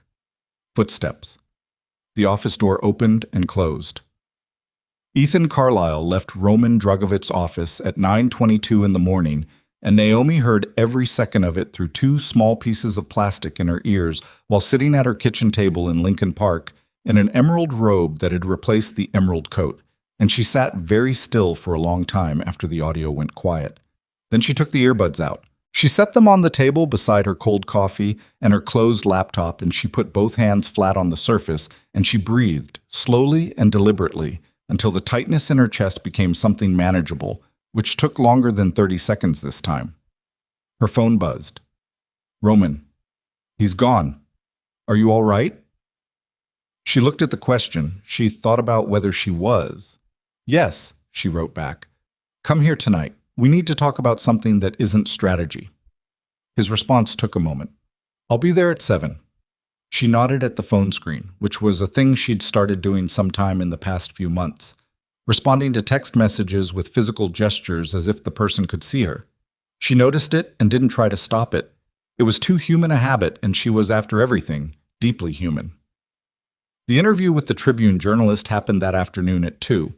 Naomi was not present for it.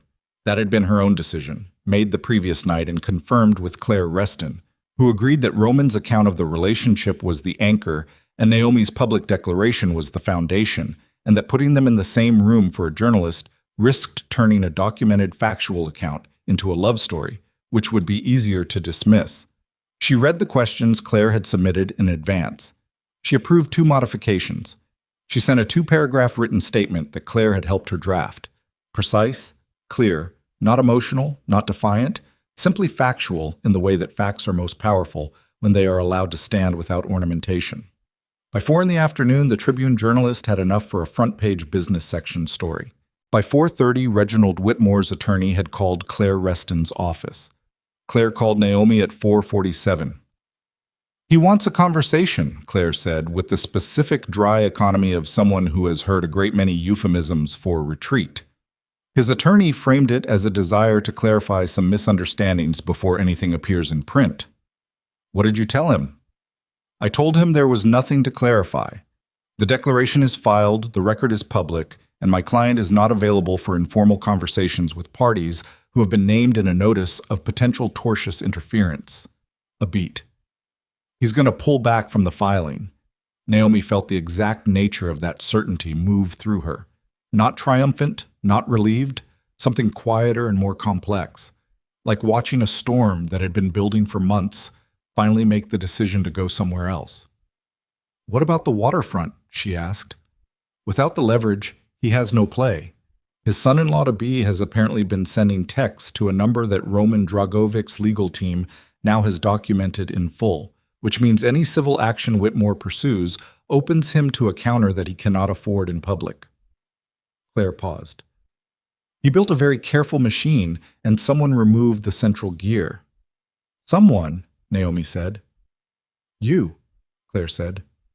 Let's be accurate. After she hung up, Naomi sat at the window and watched the afternoon go dark over the tree line in Lincoln Park, the bare branches against the fading light. And she thought about the version of this story that Whitmore had tried to write, the one where she had no voice, no agency, no account of her own life that could survive scrutiny. She thought about how close it had come to working, not because it was true, but because it was built on the assumption that a woman in her circumstances would be too overwhelmed to fight on the terrain they'd chosen. They had not met her father. Gerald Brooks had spent 30 years getting up earlier than everyone else. She got up earlier than everyone else. She thought about him for a long time, in the fading light, with both hands on her son. Roman arrived at 7, with the specific punctuality of a man who understood that being late was a form of disrespect he couldn't afford with her right now. She heard the elevator. She had left the door unlocked, which was a thing she had never done before, not once, in 6 months in this apartment. She had always met him at the door. She wasn't sure if unlocking it was a gesture or simply that she was tired and sitting down felt important. He let himself in. She was on the couch. Her feet were up on the coffee table. She had changed into soft clothes. She looked, she was certain, like a woman who had spent the preceding 36 hours executing a legal and media counter-strategy while 7 months pregnant, which was exactly what she was. He sat in the armchair across from her, not beside her, across, where they could see each other clearly. She appreciated that. He was learning. Whitmore's attorney called Claire, she said. I heard. He had his jacket off. His sleeves were rolled to the forearm, which was as close as Roman Dragovic got to visibly tired. He'll withdraw. Yes. It won't be public. He'll frame it as a business decision. The project loses its financing window, and he'll acquire whatever he can at distressed price in 6 months, and tell everyone he was patient. Roman's voice was level, but she heard the thing underneath it. Not satisfaction, but a particular grim recognition of how these things actually end, which is never cleanly. He doesn't lose enough. No, she agreed. He doesn't. The civil suit will take 2 years, maybe 3. He has attorneys who do nothing else. I know. And at the end of it, even if we win, he absorbs the settlement as a cost of doing business and identifies the next project. Roman looked at his hands. That's what men like that do. She looked at him. Then why do it? He looked up. The suit, she said. If it doesn't stop him permanently, if he just recalibrates and finds someone else, why spend 3 years in litigation? Roman was quiet for a moment. Because the alternative is letting him believe that what he did had no cost. He paused. And because Ethan's fund didn't collapse on its own, and the people who lost money in it should know why. She nodded slowly. There were 11 investors, Roman said. 3 institutional, 8 individual. One of them was a retired school teacher from Naperville who put in her inheritance. Naomi looked at him. You know that level of detail. I had Dario run the investor list last night. She thought about that. About a man who ran a financial empire that had never been successfully prosecuted and who had spent the previous evening finding out the specific details of a retired school teacher's losses in a fund that his enemy had deliberately destroyed. The suit names Whitmore as the proximate cause, she said.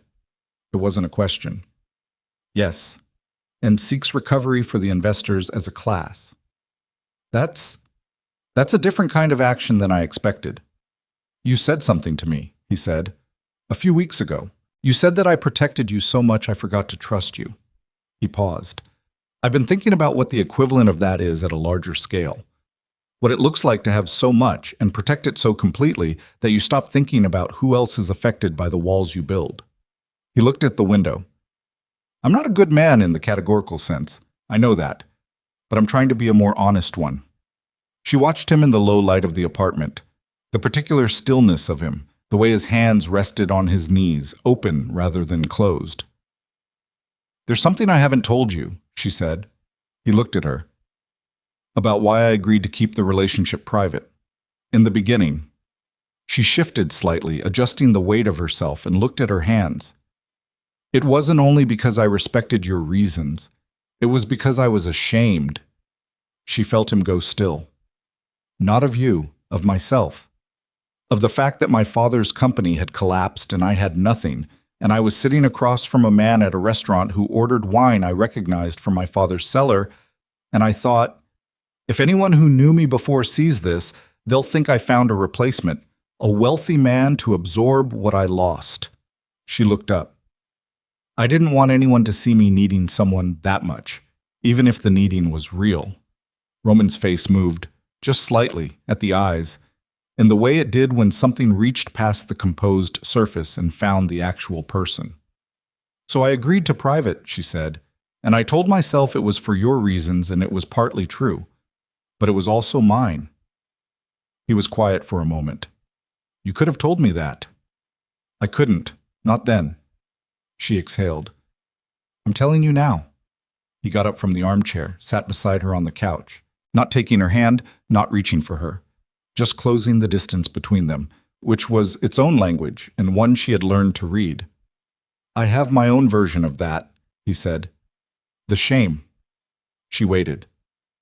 Every decision I've made about keeping people I love away from my life, I told myself it was protection, that it was rational.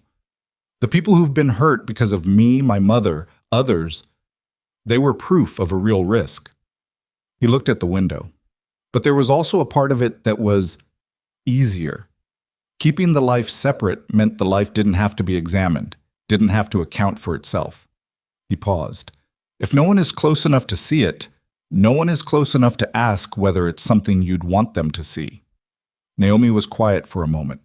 Outside, the city made its noise, indifferent and continuous. Are you asking me to ask? She said. He turned to look at her. I think I might be. That's going to be a long conversation. I know. Not tonight, she said. I'm exhausted and my back hurts and I need to eat something that isn't strategy. Something crossed his face that wasn't quite a smile, but occupied the same general territory. I brought food. She looked toward the kitchen. You came in with a bag. From the place on Dearborn. The one with the... Yes. She let her head rest back against the couch cushion. Okay, she said. Feed me first. He fed her. They ate at the coffee table because getting to the kitchen felt like too much, and he set the containers out with the particular deliberateness of a man who had learned that she disliked eating from them, but understood that tonight the coffee table constituted an exception. She noticed that he'd brought the soup she'd mentioned offhandedly in September, 2 months ago, on a rainy afternoon when she'd said she wanted something warm and hadn't thought he was particularly listening. He was always listening. That was the thing about Roman, that no profile, no federal report, no reputation built across 20 years of careful public silence had ever managed to capture. He listened in the way that very few people do, which is to say, completely, without waiting for his turn. She thought about Ethan, who had talked in the space where listening should have been. She ate her soup and didn't say anything about it, and Roman ate beside her and didn't require conversation, and the city went on outside the windows doing what cities do. 3 weeks later, at 4 a.m. on a Tuesday, Naomi woke to a pain that was different from the one she'd been cataloging for months. Not false labor. Not the intermittent tightening she'd grown accustomed to and learned to time and dismiss. This was longer, deeper, and it had a rhythm that her body recognized before her brain did. She called Roman before she called the hospital. He picked up on the first ring. She would later find this characteristic rather than surprising, the fact that a man who had built 20 years of carefully managed distance kept his phone by his hand in the night because she might need him. "It's time," she said. She heard movement. "I'm leaving now." "Roman, I'm leaving right now." "Drive safe," she said. A beat. She could hear him already moving, the particular controlled urgency of him translated into sound. "I'll drive safe," he said. "Stay on the phone." She stayed on the phone. He was there in 14 minutes. The labor lasted 9 hours. There was nothing cinematic about it. It was long and exhausting, and there were 2 hours in the middle of it where Naomi was certain she was made entirely of pain and determination and absolutely nothing else. And she said things she would not remember specifically, but that the nurses would remember and quietly respect. And Roman sat beside her and held her hand and did not once tell her to calm down or breathe differently or that it would be over soon. He held her hand and he was present, completely, without division of attention, without managing anything except being there. It was, she would later think, the most fully she had ever seen him exist in a moment that he couldn't control. At 1:17 in the afternoon, their son was born. He weighed 8 pounds and 4 ounces. He was loud about his arrival, which Naomi took as evidence of good character. He had her nose and Roman's jaw and the general expression of someone with a strong opinion about the circumstances. The nurse placed him in Roman's arms first, because Naomi needed a moment, and she told them so. And Roman received the child with the careful precision of someone holding something that had rearranged the entire architecture of everything he believed was important. She watched Roman's face. She had seen him in boardrooms and in the back of armored cars and in the quiet of her kitchen late at night, had seen him angry and controlled and careful, and once, briefly, afraid. She had not seen this before, the complete dissolution of the surface, not because he had broken down exactly, but because there was simply no version of himself that he reached for in that moment. He held his son, and he looked at him, and his face was entirely unguarded, and Naomi saw under all of it, for the first and clearest time, the 22-year-old who had lost someone irreplaceable and had spent 20 years building walls to make sure he never lost anyone again. And she saw that all those walls had led him here, to this room, to this child in his arms, and they hadn't been enough to keep the love out after all. He was crying. Not dramatically. He probably didn't know he was doing it, small and quiet and entirely real. She reached out and put her hand on his arm. He looked up at her. "Hi," she said. She was exhausted down to her marrow, and her voice came out rough and low. "Hi," he said back. His was barely above a whisper. "Give him to me." He transferred the baby to her with the careful deliberateness of someone who has been trusted with something beyond their experience of deserving it, and she took her son and held him against her chest, and he settled immediately, the way newborns do when they recognize the specific heartbeat that has been the sound of the world for 9 months. She looked at her son's face. She thought about her father and how much she wished he could see this, and the ache of that was old and familiar, and she held it alongside the other thing, the enormous, vertiginous, slightly terrifying thing that was love for this specific new person. And she found that both could be true simultaneously, the grief and the joy, the absence and the presence, and she did not need to choose between them or resolve them or make them make sense. Life didn't make that kind of sense. It made the other kind. 3 days later, they brought him home to the Lincoln Park apartment. Roman had not asked whether she wanted to come to his house. She had not asked whether he was going to stay. These were things they had negotiated not in words, but in the specific grammar of people who have been through something together and come out the other side knowing each other better than they had bargained for. He stayed. In the first week, Roman Dragovic, who managed a financial empire across 4 states with a team of people who did whatever he decided without question, spent a significant portion of his time failing at swaddling a newborn. He approached it with the same methodical intensity he applied to everything else. He watched the nurse's demonstration twice, he researched the technique, he practiced, and he was still worse at it than Naomi's completely untrained instinct, which she did not point out because she enjoyed watching him try. He figured it out by day 5. He would figure out most things, she thought. He was built for solving problems. The difference now was that she was in the room when he was deciding which problems to solve and how, and that changed the solutions in ways that neither of them had fully anticipated, but that were generally better. Not easier. Better. The Tribune story ran on the Wednesday of that first week. It was measured and precise, and it contained her written statement in the second paragraph, which Claire had negotiated specifically. Reginald Whitmore's entity was named. The investment fund collapse was attributed to deliberate external interference. The class action filing on behalf of the investors, including specifically the retired school teacher from Naperville, who Claire had contacted and who had agreed to be named as the lead plaintiff, was confirmed in the final section of the article. The story was shared widely within 24 hours. Whitmore did not comment publicly. His attorney released 2 sentences that said nothing. Vanessa Whitmore's engagement to Ethan Carlisle was dissolved, according to a brief item in the society pages, by mutual agreement. Ethan moved to a smaller apartment in Wicker Park. He gave one interview to a small business publication in which he said he was reassessing his professional direction. He did not mention Naomi. He did not mention Roman. He spoke about market conditions and the importance of resilience, and the journalist who wrote the piece noted in the 3rd paragraph that his answers had the quality of a man reciting lines he had decided on very carefully in advance. She read the item and felt something she had not expected to feel. Not triumph. Not the satisfaction of watching a wound returned. Something much quieter and less useful to her. A kind of tired recognition. The specific feeling of looking at someone who used to occupy enormous space in your life and understanding that the space they actually take up is much smaller than the damage they left behind. She set the article aside and did not look for another one.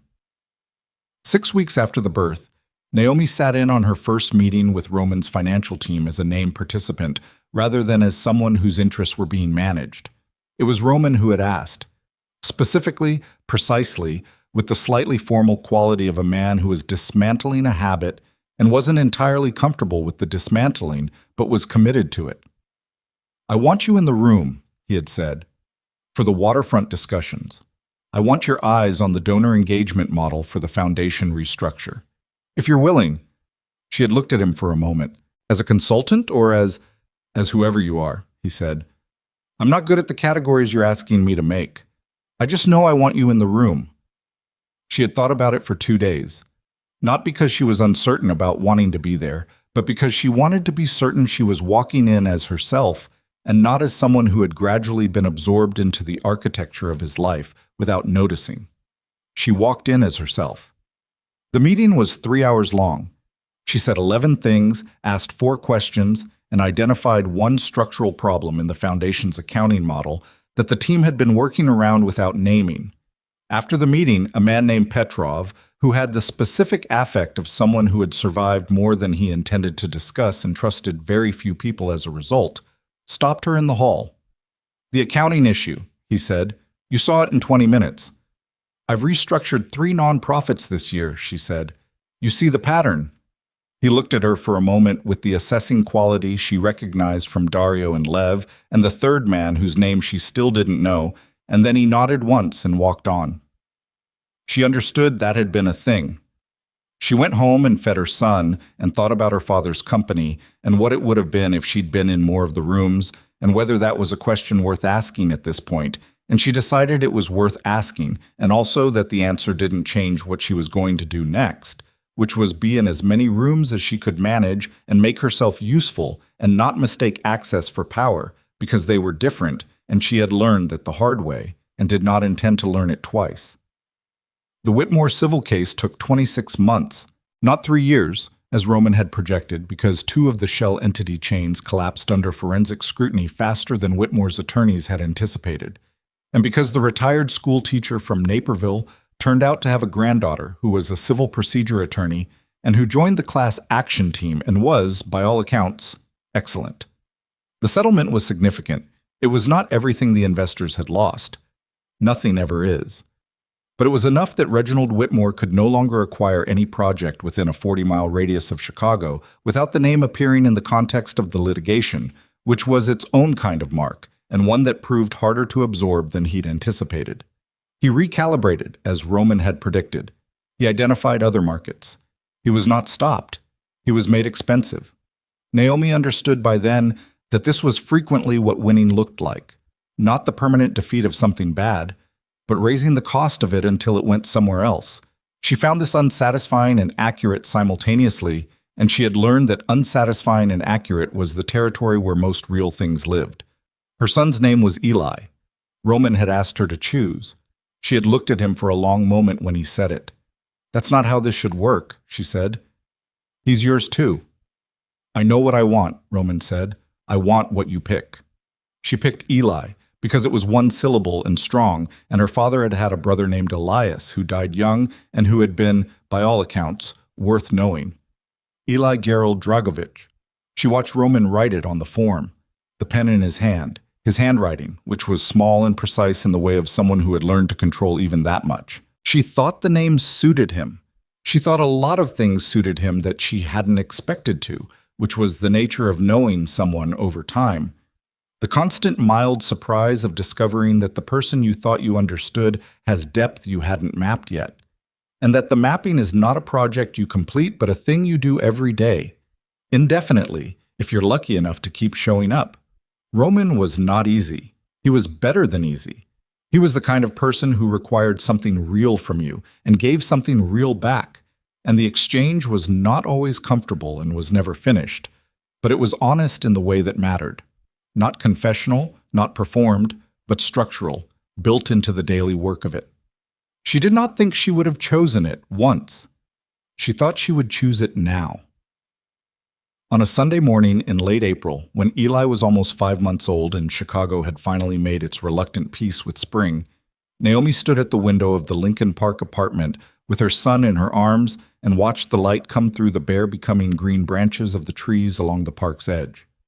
The light was thin and new, and it did what morning light does when it comes in at the low angle of early spring. It made everything look briefly possible again, the specific optimism of light before the day's weight settles. Eli was watching it too.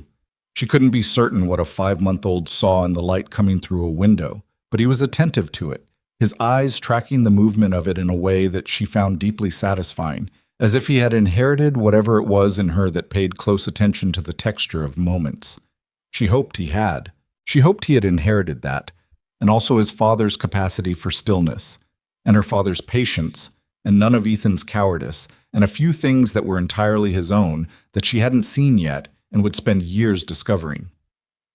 She heard Roman in the kitchen, the particular sounds of him making coffee, methodical, unhurried, the same sequence every morning. He had learned how she liked it and made it that way without being asked, which was a small thing and not a small thing. She thought about her father standing at a window like this years ago in the house where she grew up, watching the yard come back in spring. The way he'd held his coffee with both hands, the way he was never fully present until the second cup. "I see you, Dad," she said very quietly. Eli made a small sound. Not language.